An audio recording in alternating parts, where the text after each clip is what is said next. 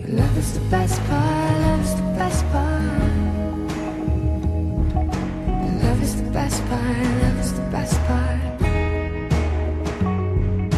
Even if it all falls apart, your love is the best part, love is the best part.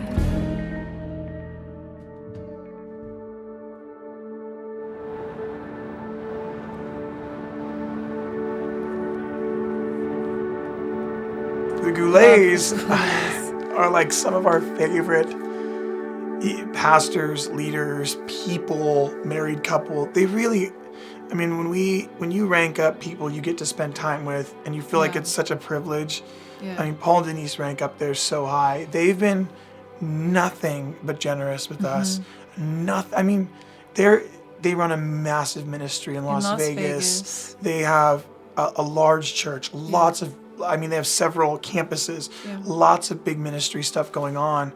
And when someone like that takes the time to just recognize you and your he is, I mean, every time they come up, it's like, how are you guys doing? How's your, and it's, you know, those people you run into and you're like, yeah, it's kind of cheesy. You don't really care, you know? Right. But they you can tell they genuinely want to know how we're doing. Yeah. And they genuinely want to invest. And we almost moved out there. I mean, we can say like, I mean, there was a short season when actually it was right when we recorded the first album. I mean, this is when the significant change happened with us and Paul and Denise. We were going to move out to Las Vegas to start a School of the Arts. And about that time, Marked by Heaven was released. And it was kind of this weird tension of we're kind of letting go of the House of Prayer, kind of starting to travel, getting more invites. And we're supposed to be going to Las Vegas.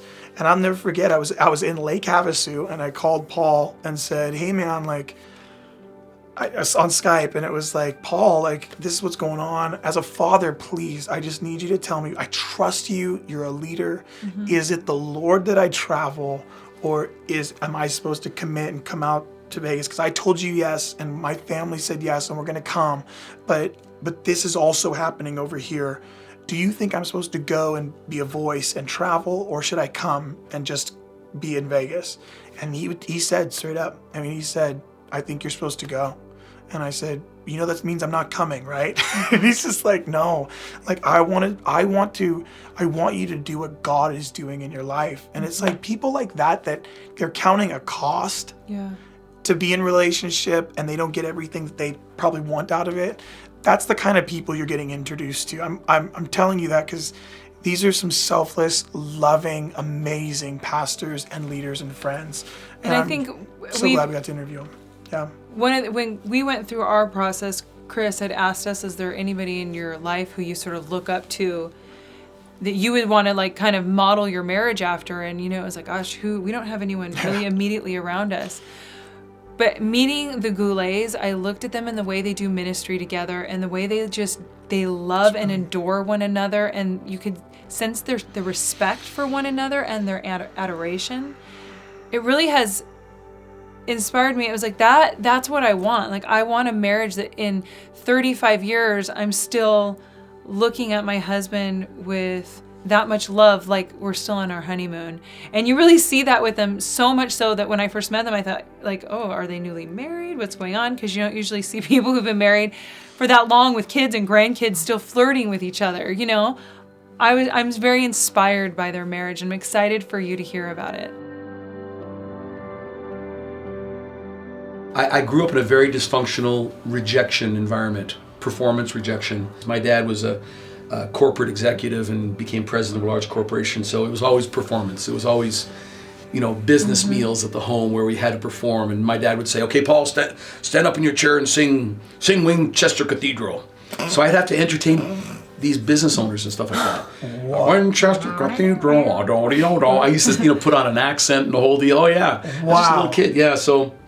And so in my family, it was all performance. It was all Cold War. My dad had a wicked temper because, you know, he was in the Second World War. He was first Special Forces. Wow. So my dad was part of the first Special Forces where the Nazis called him the Devil's Brigade. Wow. So my dad was hardcore military, you know, thought and the way he treated his kids. We We all grew up really walking on pins and needles. My mom was the nicest person in the world and still is the nicest person in the world. She is. She submitted to her husband, never said a negative word. Probably the most positive person you'll ever meet. Yeah. And the most affirming. My parents, I think they had a pretty good marriage for what, considering where they came from. There was 8 children in our family. Wow. My dad was a really, really hard worker, contractor. My mom was a stay-at-home mom, but she helped with the business.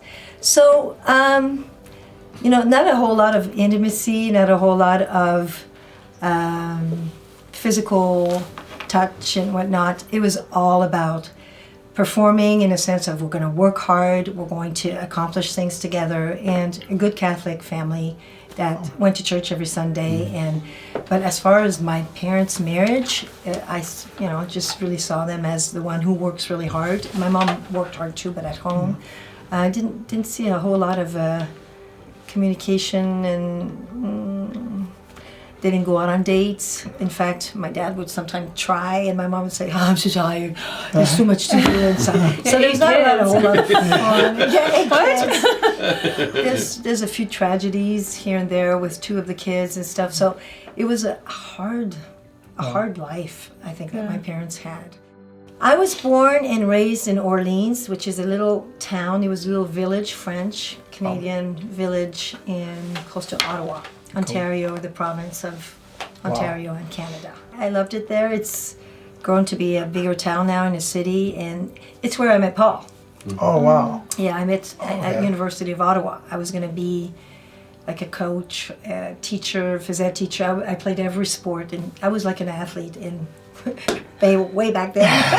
I played every sport and excelled at it. That was my life. Yeah, that was my life. So She was the first woman athlete that I ever dated. All the other women I dated were, girly. Yeah. She was Girly. she was a jock. in the women's really world. No, that's how I met her. She was playing badminton, competitive badminton, in a gym. At the university. And then one day I saw this girl just whooping on guys, whooping on everybody. And I'm going, I've never seen a woman Having like fun that before. doing it too. So she sat next to me, and she was gorgeous. She was just beautiful, but very athletic too. She looked like Mother Nature. She had the long, Mother Nature. curly That's not a hair. good thing. No, it's like she was Not a good hardcore, thing. man. So she sat next to me. I started witnessing to her because I witnessed anything that moved. And she sat next to me, so I told her all about Jesus, and we talked for 2 or 3 hours. And He had this lumberjack jacket, like the plaid, Yeah.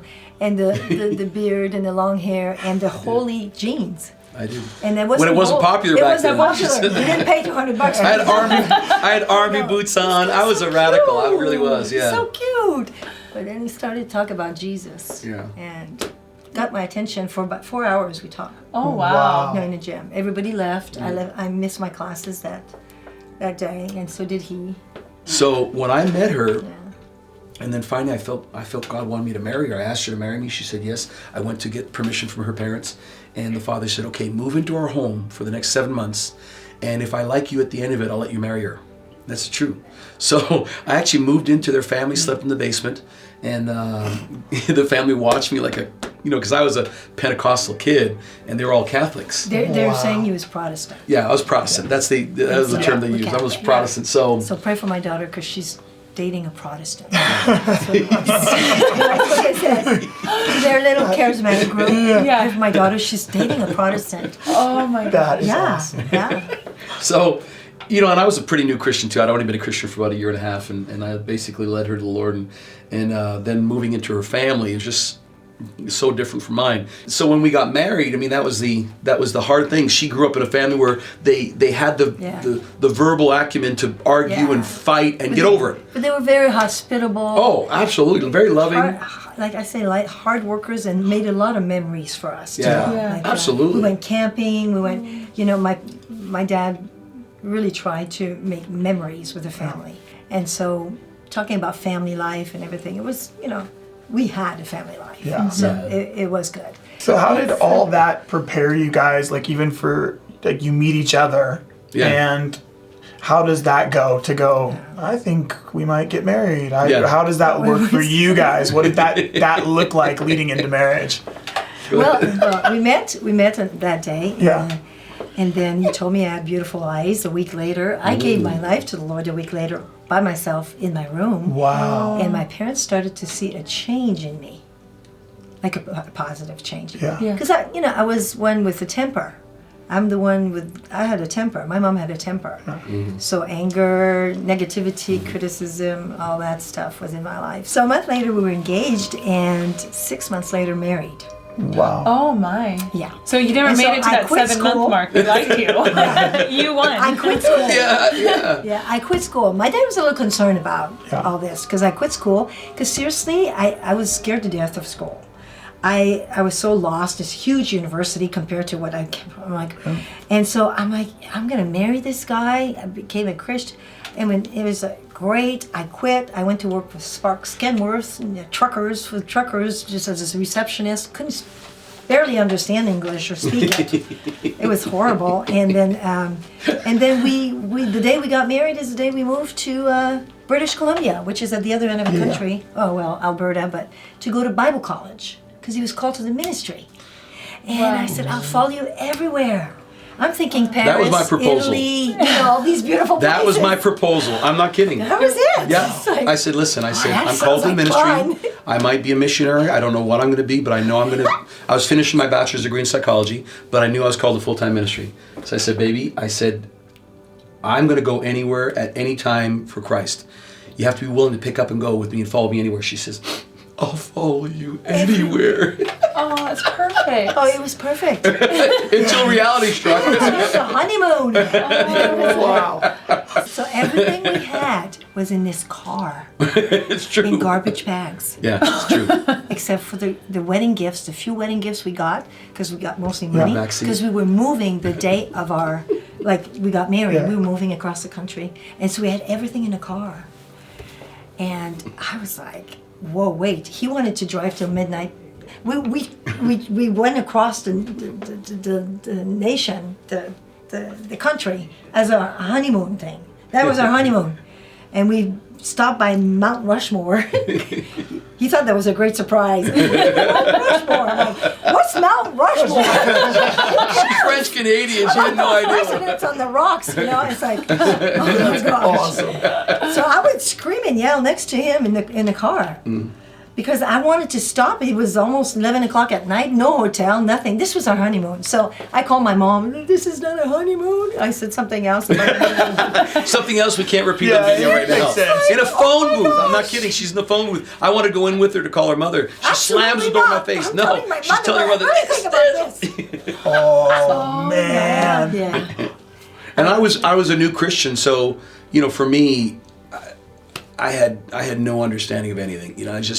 I was raw, as raw as can be. I went from being a rebel, drugs, alcohol, fighting, the whole deal, and hockey and everything else, to serving Jesus, doing whatever it took. So when we got to Bible college, we got there with no furniture. We thought it was provided. We were going to be dorm parents in a men's dorm.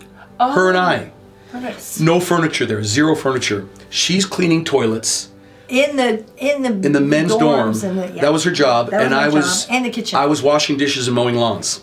And I We're called did to the it, and ministry. I got pregnant right away. She got pregnant right away Oh man, that's a tough first year. It was, because we had sex. That's why. And then, we were on rhythm method. Oh, that doesn't And we had no work. rhythm. You have rhythm. I don't have any rhythm. Yeah, I got no rhythm. I'm so sorry.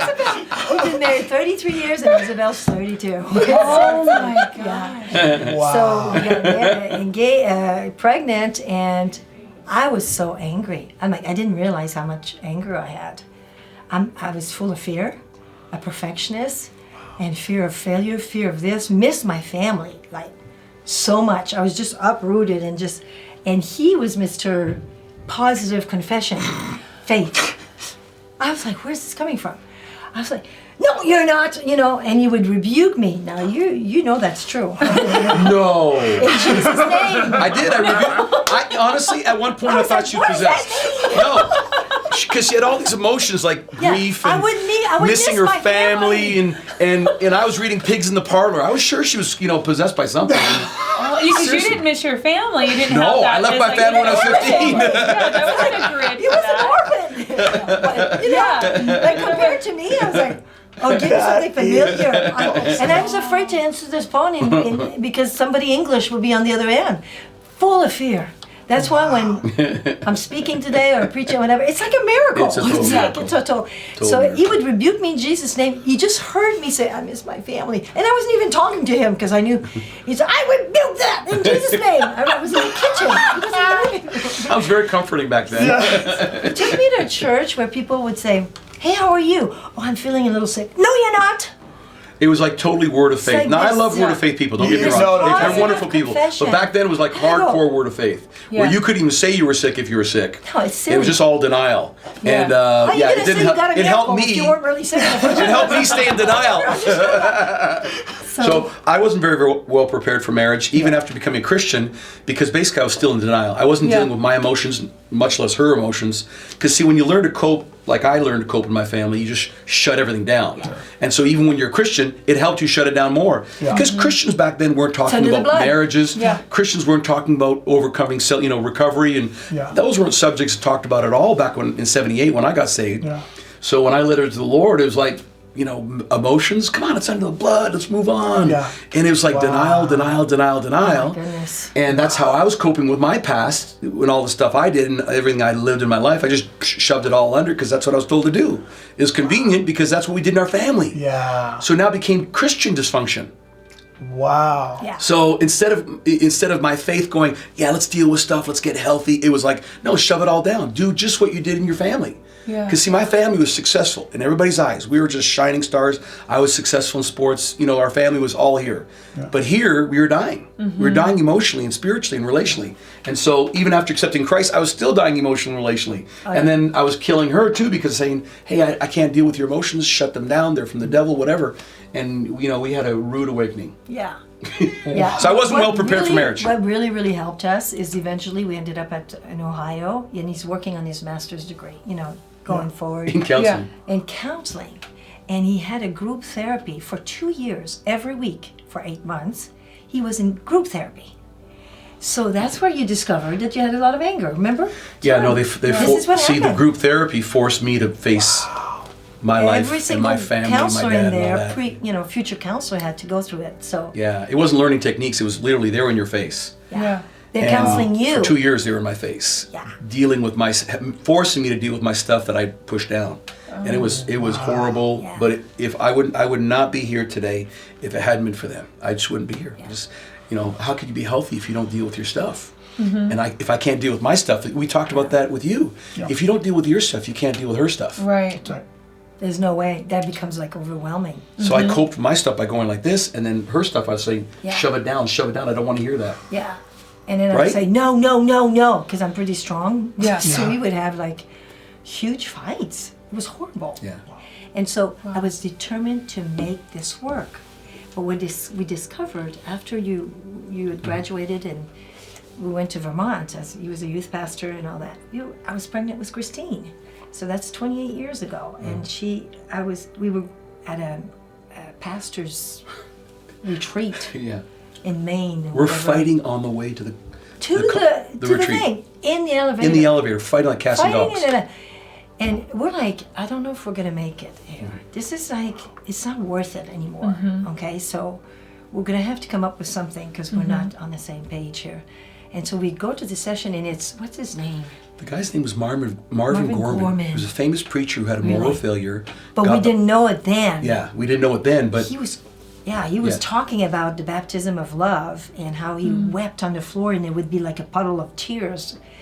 We realized later what was happening in his life or what had happened, but he at one point said, if you want if you don't love your wife anymore or your your husband, spouse or He's saying this at the meeting after your it was- elevator It was a retreat, yeah. Wow. And saying if you don't love her or him anymore, and you need a baptism of love, it's available today. I'm not kidding. I stood stand up. to your feet. I yeah. stood up in front of everybody, not knowing that she was going to stand up too. Oh, yeah. And Because I didn't love her anymore. And the staff that we were part of, they were like, They're shocked. Oh, yeah. She stood up too. because we don't tell anyone. Yeah. You And just I'm really telling tell. you, Yeah, right. we went for marriage counseling. It was very good. But that day when we received the baptism of love again, it was Something supernatural. It was completely supernatural. And to this day, 28 years later, it stuck. Yeah. Not that we didn't have to work on it. We still gone for counseling. We learned tools. But if you don't have that supernatural love for that other person, and that day we both stood up, we both cried like babies, and from that day on, our marriage started changing.